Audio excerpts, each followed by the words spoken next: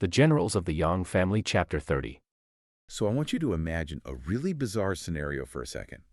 You are hiding in a dirt root cellar. Okay, a dirt cellar. Yeah, literally a hole in the ground. And Yeah. above ground, as far as the government is concerned, you are officially legally dead. Oh, wow. And we're not just talking about a quiet disappearance.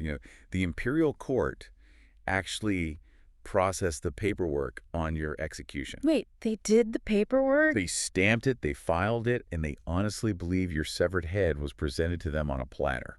That's just wild. Right, so you're sitting there in the dark, breathing in this damp earth smell, Right. and you're thinking, like you finally escaped this toxic machinery of your former life. You think you're safe. Exactly. But above ground, your absence has just completely shattered the world you left behind. Right, because you were the glue holding it all together. Yeah. Your best friend is so, unmoored by his grief that he's totally snapped. Uh-huh. He's currently running around kidnapping local monks to hold your funeral over and over again. That is incredibly dark. It is. And the local villagers from your hometown, they miss you so much that they've pooled all their money, built this massive temple, and they're worshiping you as a god. Wow. Oh, and your former colleagues, the high performers you used to manage. What are they doing? They basically declared themselves warlords. They've amassed an army of tens of thousands and are literally pillaging the countryside. That is just the absolute most terrifying manifestation of a leadership vacuum I have ever heard. Right. It's chaos. It really is. We spend so much time in modern organizational theory talking about succession planning and transition periods. Yeah, totally. But this scenario just rips the Band-Aid right off. It forces us to look at the raw, unfiltered chaos that happens when the keystone of a community is just violently removed. But yeah, the structure doesn't just pause, does it? No, it completely collapses. And the energy that was once directed toward a unified goal, it splinters off into these bizarre, highly destructive fragments. And that is exactly the landscape we're navigating today. We're jumping into a fascinating, chaotic, and frankly, deeply insightful excerpt from Chapter 30 of the classic text, Generals of the Yang Family. It's such a rich text. It really is.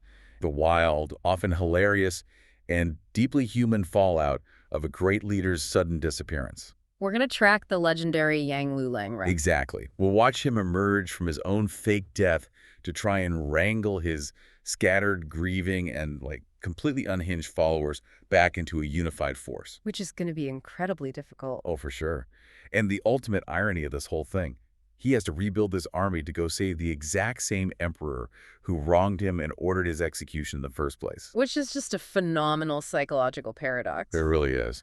Showing how loyalty can just curdle into chaos, right? Precisely. Because when the person holding it all together disappears, unchecked loyalty without a leader to guide it is, well, it's one of the most dangerous forces on Earth. That is so true. So let's set the stage a bit from the text. Okay, let's do it. We really need to establish how desperate the situation is right from the start. The stakes are incredibly high. They could not be higher.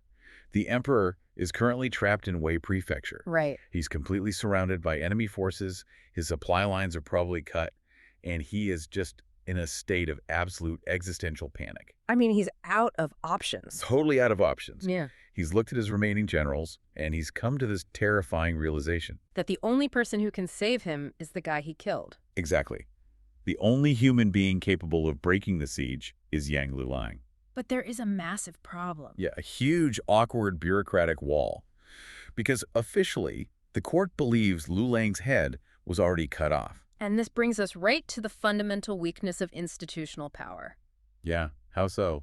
Well, the court didn't just misplace Yang Liulang. They engineered his destruction. They held the trial and everything. They passed the sentence, and they accepted the physical proof of his death, the severed head. Right. The bureaucracy basically metabolized a lie and turned it into official truth. So the emperor, in his absolute desperation, he actually tries to use that same bureaucracy to fix the problem. Which never works. No, it doesn't.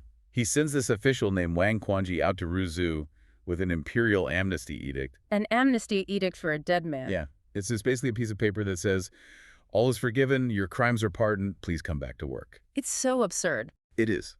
So Wang Quanji takes this highly official stamped document and presents it to the local prefect, Zheng Ji. And how does Zheng Ji react? Well, he just looks at this edict, looks at Wang Quanji, and points out the complete logical absurdity of it. Right. He basically says, how can I find a man whose head was already presented to the court? It's a perfect response.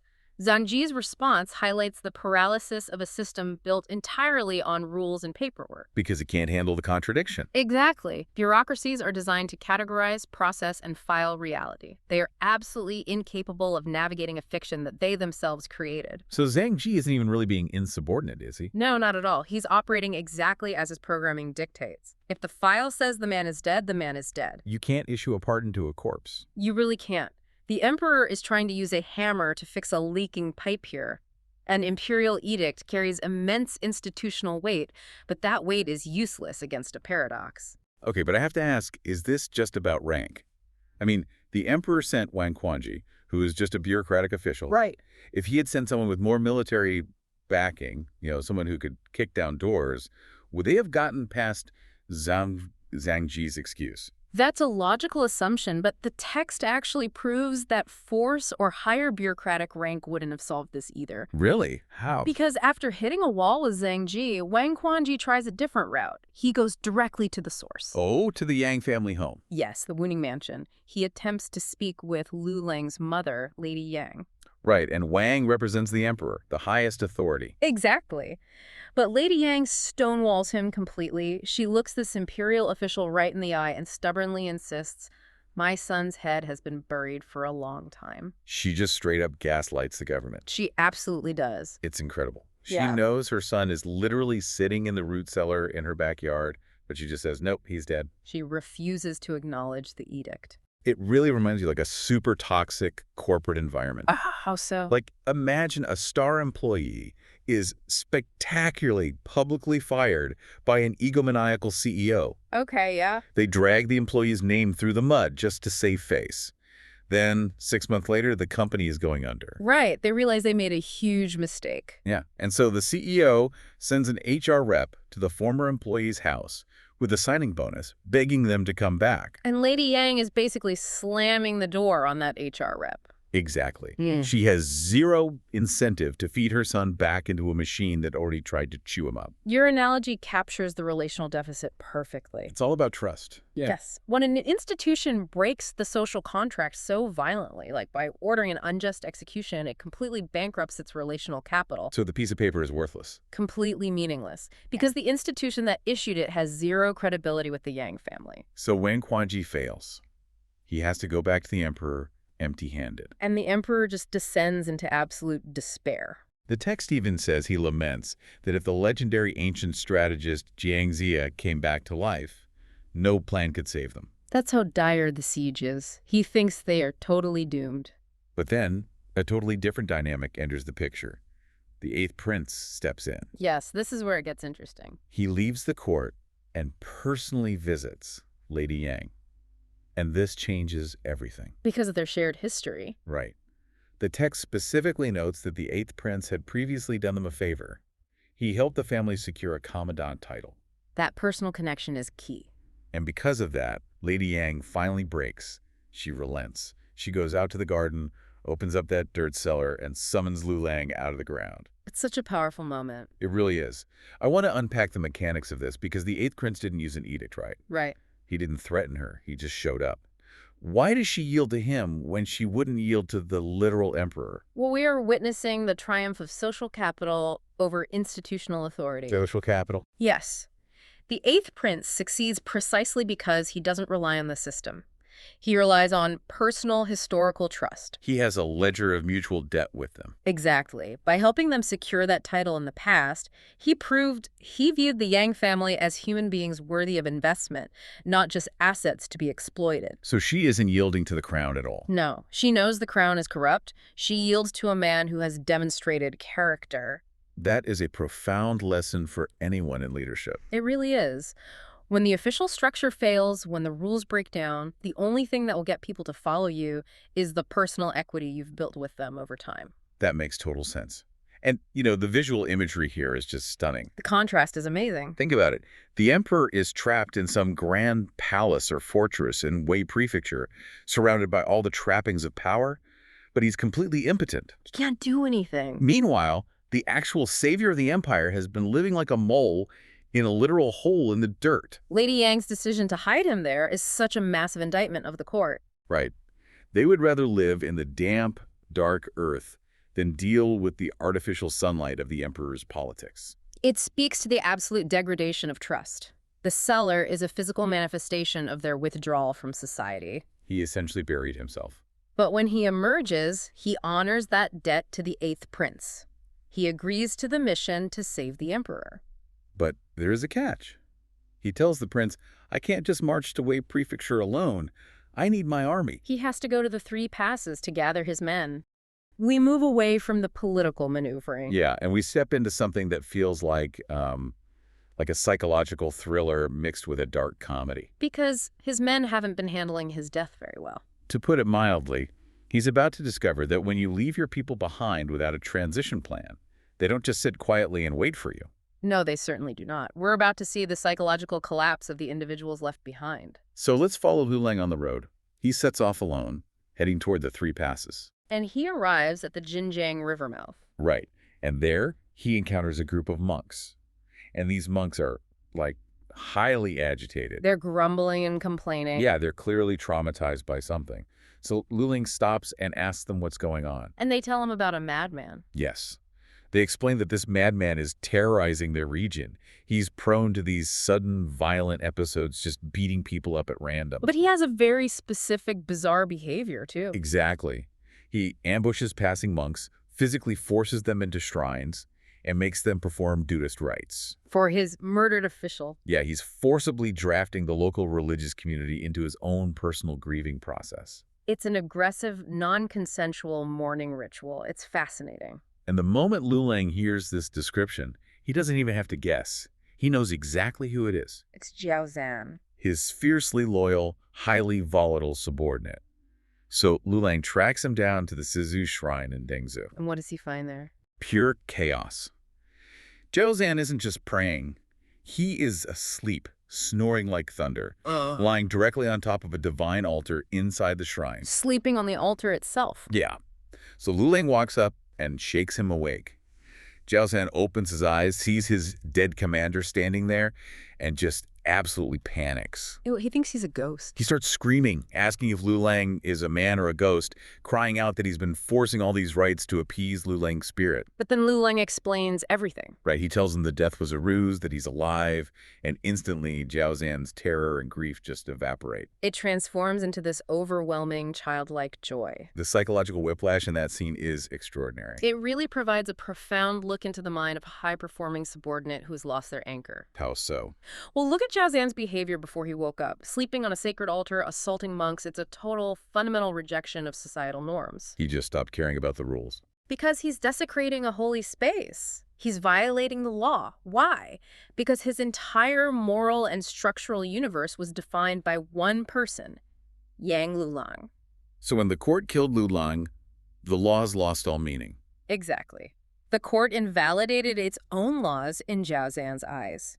Religion failed to protect his commander, so religion no longer commands his respect either. I picture Jiao Zhan like a highly trained, incredibly fierce guard dog whose owner has suddenly vanished. That's a great comparison. You know, if you take an animal bred for defense and remove the master who directs that energy, the dog doesn't just sit in a corner and whimper. No, it becomes an active menace. It patrols the neighborhood, chews up fences, barks at everyone, and in Jiao Zhan's case, he physically forces innocent people to participate in his confusion. The energy doesn't dissipate, it just loses its targeting system. That's exactly it. Jiao Zhan possesses immense martial capability. He is literally a weapon. But without Liulang to point him at an enemy, the weapon just discharges randomly into the civilian population. You see this in modern organizations too, right? Oh, absolutely. Think about when a visionary founder leaves a company. Yeah. Their top lieutenants, who were brilliant at executing the vision, suddenly start launching chaotic, disjointed initiatives. They confuse the market and burn out the staff. Exactly. They still have the drive, but they've lost the compass. Jiao Zhan is the ultimate example of loyalty becoming a liability when it loses its North Star. Okay, so now Liulang has retrieved his most volatile weapon, but he still has to figure out how to manage him. Which is not going to be easy. No, because Jiao Zhan's baseline energy is still dialed up to an 11. Right? The two of them have to travel together to the three passes to rebuild the army. And almost immediately, they run into a bottleneck. Where Zhao Zan's raw force collides with the very people they need. Yes, the encounter at the Yangjia ferry. This sequence is a masterclass in the contrast between different types of power. So let's set the physical scene. The text makes a big point of highlighting the environment here. Right, it's April. It's April, they're traveling on foot, and it is intensely, oppressively hot. Bruh. They're exhausted, sweating, and just desperate to cross the river. But they arrive at the ferry and there are no boats. Right, so Zhao Zan leaves Liulang resting and walks over to a nearby pavilion. There's a group of local boatmen there just hanging out, rolling dice, gambling. And to his credit, Zhao Zan actually tries a diplomatic approach first. His version of diplomacy anyway. Right, he asks nicely. He asks for a boat and even offers to pay them extra money for the trouble. But the boatmen just completely ignore him. Which is the worst thing you can do to someone like Zhao Zan. Obviously. Yeah. So he raises his voice and asks again. And that's when the boatmen turn on him. They hurl insults, calling him a stinking dog slave. Wow. Stinking dog slave. That's intense. Very. And they tell him that the ferry is exclusively controlled by a man named Yang Taibao, and nobody gets a boat without his permission. They're essentially enforcing a localized monopoly. Was that common back then? Oh, incredibly common.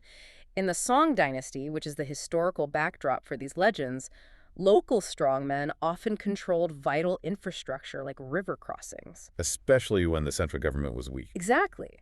And with the emperor trapped in Wei Prefecture, the central authority is definitely distracted. So predictably, the moment Zhao Zan is insulted, diplomacy goes out the window. Yeah. He absolutely snaps. He unleashes his hard fists, as the text calls them. He just starts laying out the boatmen, scattering the crowd. But all this commotion draws out the boss. Yang Jizong, the man they call Yang Taibao. Yeah, and Yang Jizong is no lightweight. He steps up, and he and Zhao Zan get into this massive, fierce duel right there at the ferry. In the text notes, it's a completely even match. They fight round after round, trading blows, and neither man can gain the upper hand. And the whole time, where is Liulang? He's literally just standing there. He's watching from the sidelines. Which is so interesting. He really is. I need to pose a hypothesis here. Yeah. Why does Liulang just let this happen? What's your thought? My initial thought is that Liulang, being this master tactician, is using Zhao Zan as a battering ram. To test the waters. Yeah, to see exactly how strong this Yang Jizong is. Like, he's letting Zhao Zan test the perimeter, maybe tire the guy out, before he steps in to finish the job. Is he just using his guard dog to clear the path? It's very tempting to view it as a tactical military maneuver. But if we look at how the scene actually resolves, it's a profound demonstration of the limits of physical force. How so? Liulang lets them fight to a standstill because the standstill itself is the lesson. The lesson for Zhao Zan. Yes. Zhao Zan represents raw, uncompromising martial power. He can mash Yang Jizong blow for blow. But notice what the violence achieves. Absolutely nothing. Exactly. They are locked in a stalemate. Punching the local ferry boss in the face might satisfy Zhao Zan's ego, but it doesn't magically conjure a boat. You can't beat a boat out of someone. Right. In fact, the violence alienates the very people who control the infrastructure they desperately need. It creates a permanent bottleneck. Okay, that makes a lot of sense. So once the failure of physical force is clearly established, that's when Liulang finally intervenes. And how does he do it? He steps forward, calls for them to stop fighting, and he doesn't even draw a weapon. He just uses his words. He simply states his name and his mission. He says, "I am Yang Liulang, and I am gathering forces to save the emperor." And the reaction is instantaneous. It's like magic. Yang Jizong drops his weapon. The hostility vanishes. He bows deeply and declares that he has revered the legendary Liulang his entire life. He's a massive fan. A huge fan. He immediately invites them into his estate for a lavish feast, and he even volunteers himself and all of his boatmen to join Liulang's army. It's the ultimate flex. Liulang ends a bloody brawl and recruits an entire militia just by introducing himself. Because he possesses immense social capital. Specifically, the cultural concept of face, or reputation. In ancient Chinese military hierarchies, your reputation carries a tangible gravity. It's built on past deeds and honor, right? Yes. Zhao Zan's hard fists could only produce a stalemate. But Liulang's name fundamentally altered the reality of the situation. It turned a violent adversary into a gracious host. True leadership, especially at the highest levels, requires understanding that your social capital should do the heavy lifting before you ever resort to force. He allowed the conflict to fail to prove that point. Precisely. His moral authority was the only tool that could actually secure their passage. The gravity of a leader's reputation is just an incredible asset. Yeah. But there's a flip side to this. There always is. As they finally cross the river and continue their sweaty march through the heat, Liulang is about to crash headfirst into the dark side of that exact reputation. Having a legendary name is a superpower, but when the world believes you're dead, it can metastasize into something deeply uncomfortable. And entirely out of your control. We're entering, honestly, the most surreal, highly symbolic portion of the text. It explores what happens when a community's need for a hero detaches completely from reality. It's such a wild scene. So they're exhausted, thirsty, desperate to escape this relentless April sun. Right. Zhao Zan goes scouting for a tavern to buy some wine. But instead, he stumbles upon a large group of local villagers. And what are they doing? They're carrying massive amounts of food, wine, and incense. Yeah. Zhao Zan, who is not known for his patience, just demands to buy the wine from them. But they refuse. Adamantly. They explain that this food isn't for sale at any price. It's a sacred offering. Ew. They're on their way to fulfill religious vows at the local temple dedicated to the Liulang god. The irony is just palpable here. It's insane. They earnestly explain to Zhao Zan that this god brings peace to their countryside, protects their crops, and answers their prayers. And Zhao Zan is standing right in front of them, having just left the actual sweaty Yang Liulang sitting by the side of the road. Zhao Zan finds this absolutely hilarious. He runs back to Liulang, laughing his head off, and says, "You have to come see this." He drags him to his own temple. Yes. And it's not some small improvised shrine either. It is magnificent. Inside, there are perfect, lifelike, beautifully carved statues. Sitting squarely on the main altar is a statue of Liulang himself. And flanking him, lined up in perfect reverence, are statues of his 18 top commanders. Which includes a statue of Zhao Zan. Exactly. The temple is filled with thick incense smoke, worshippers are bowing, and the air is just heavy with absolute devotion. It's a full-blown cult of personality built entirely around the myth of their martyrdom. And Zhao Zan's reaction is legendary. He walks right up to the altar, looks at his own statue, makes a joke about how realistic it looks, and then he just punches it. He shatters his own likeness into pieces. Violently. Then he walks over to the centerpiece, the statue of Liulang. He puts his hands on it and shoves. But the text includes a very specific detail here, doesn't it? Yes, a deliberate detail. Liulang's statue does not fall right away. It resists. It's heavier, more entrenched. It takes Zhao Zan multiple heavy, violent shoves, using all of his formidable strength to finally break it loose. And when it finally gives, it crashes to the floor with a massive sound, shattering into pieces. The worshippers scream and flee in absolute terror. Naturally. The temple keeper frantically sounds the alarm, which summons the local militia, 300 armed men led by commanders Lu Chao and Zheng Gai. But we see a familiar pattern here. We do. Just like at the ferry, the moment these militia leaders realize that the dusty, very much alive man standing in the rubble is the real Yang Liulang, they immediately drop their weapons. They submit and agree to join the rescue mission. They even help tear down the rest of the temple themselves. It's a profoundly rich, symbolic sequence. It really speaks volumes about the nature of myth-making and leadership. But I have to admit, I struggle with this scene a little bit. Why is that? On one level, I love it. It feels like the ultimate suffering from success moment. Right, like a famous musician showing up unrecognized to their own tribute band concert. Yeah. And just smashing the stage equipment because they need the band members to come play a real gig. That's a great way to look at it. But on the other hand, from the villagers' perspective, isn't Liulang being incredibly ungrateful? Ungrateful. Yeah. I mean, these people spent their hard-earned money to build this beautiful temple out of genuine love and a desire to honor his memory. Why does he allow Zhao Zan to so violently disrespect their devotion? Your tribute band analogy actually hits the nail on the head because it highlights the difference between honoring a legacy and being paralyzed by it. Okay, unpack that for me. It might seem ungrateful on the surface, but if we dive into the thematic necessity of this act, it is vital for Liulang's mission. Think about why the villagers built the temple in the first place. Because they loved him. They didn't build it just to say thank you. They built it because they felt utterly abandoned. Oh, right. The emperor is trapped, the court is corrupt, and their protector was executed. They are terrified. They needed to construct a static, perfect, unmoving symbol of protection to soothe their anxiety. So it's like a security blanket. Exactly, a massive stone security blanket. But a security blanket cannot deflect an arrow. No, it can't.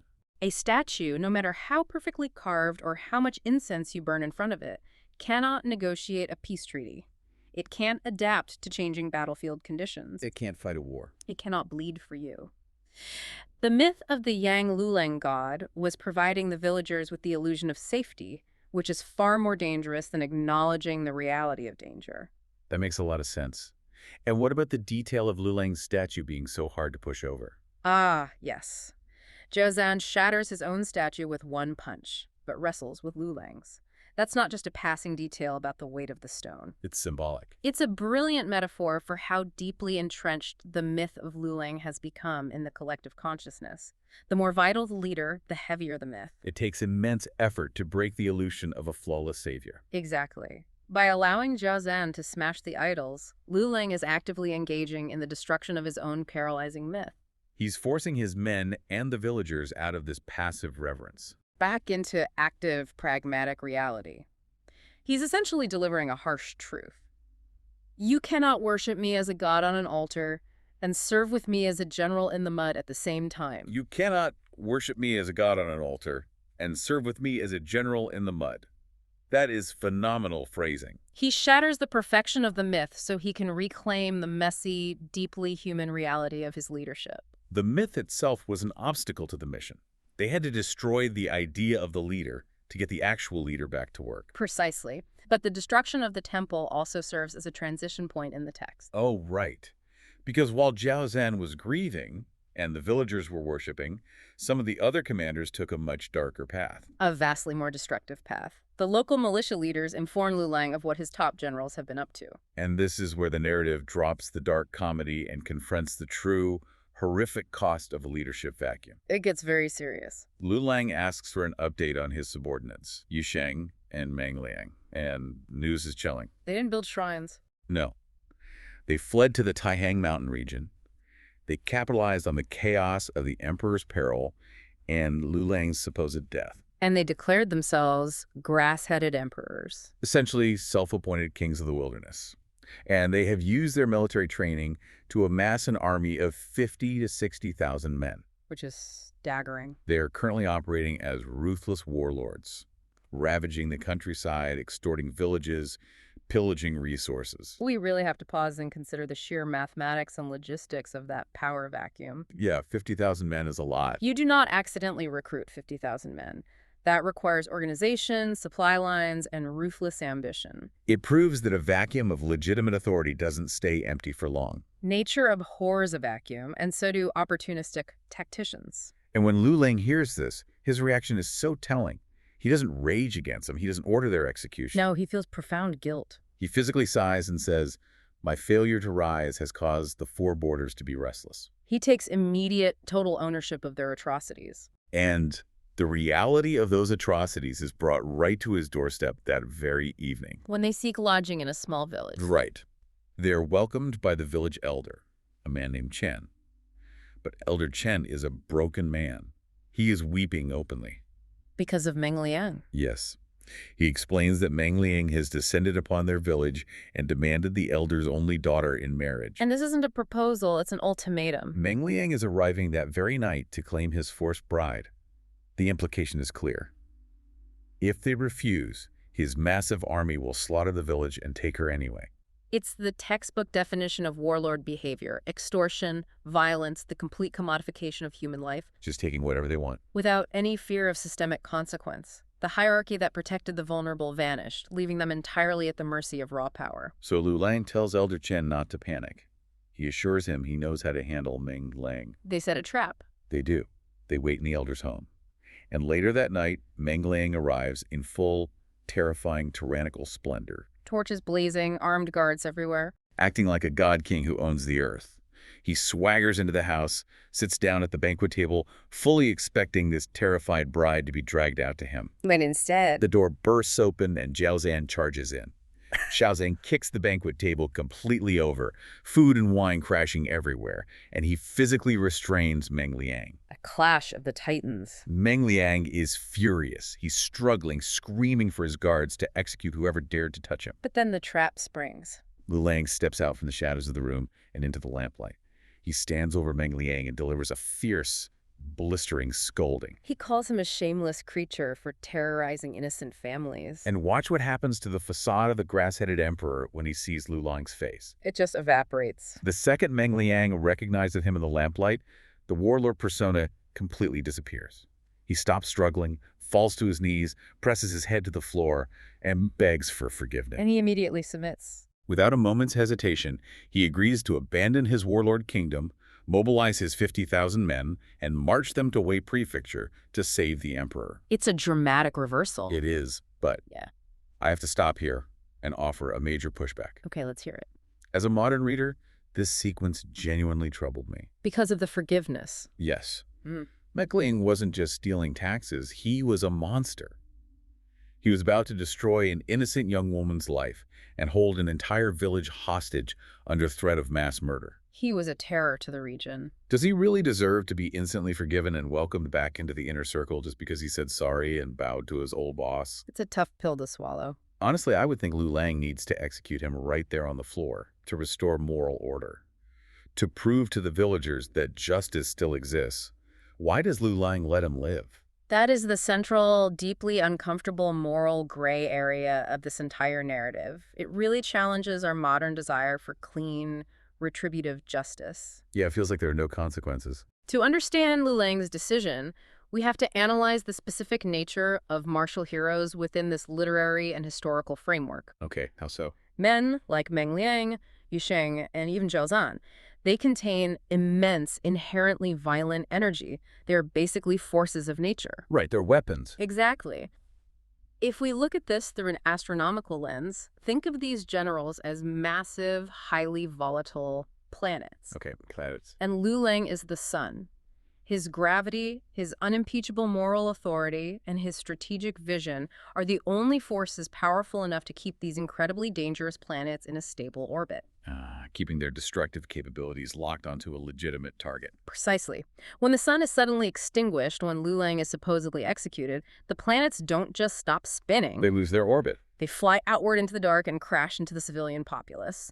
Meng Liang's immediate weeping submission in the lamplight is the key to understanding his psychology here. Because it proves his warlordism wasn't his core nature. Exactly. It was a symptom of a shattered hierarchy. He didn't rebel against Liulang's values. He rebelled against the void left by Liulang's absence. So the text is saying it's not entirely his fault. Well, the text is absolutely not excusing the horrific trauma Meng Liang inflicted on Elder Chen and the region, but it is emphasizing where the ultimate responsibility lies. Which goes back to Liulang's guilt. Yes. When he said, "My failure to rise has caused the four borders to be restless," Liulang doesn't execute Meng Liang because Liulang recognizes his own complicity in creating the environment that allowed the monster to emerge. He takes the blame for leaving the vacuum. A true leader understands that they are ultimately responsible for the chaos that flourishes in the vacuum they leave behind. Liulang absorbs the sins of his followers. Wow. He knows that executing Meng Liang might satisfy a localized desire for vengeance, but it would deprive the empire of 50,000 troops needed to lift the siege at Wei Prefecture. He needs those men. He has to take this violent, wayward energy, forgive the transgressions born of his own absence, and reintegrate it into a disciplined structure to achieve the macro-level goal of saving the nation. It's an intensely pragmatic decision, but one that carries a crushing moral weight. It really is a crushing weight. It strips away any romanticized fairy tale notions of leadership. It's messy, it involves terrible compromises, and it requires the leader to carry the burden of everything that went wrong while they were gone.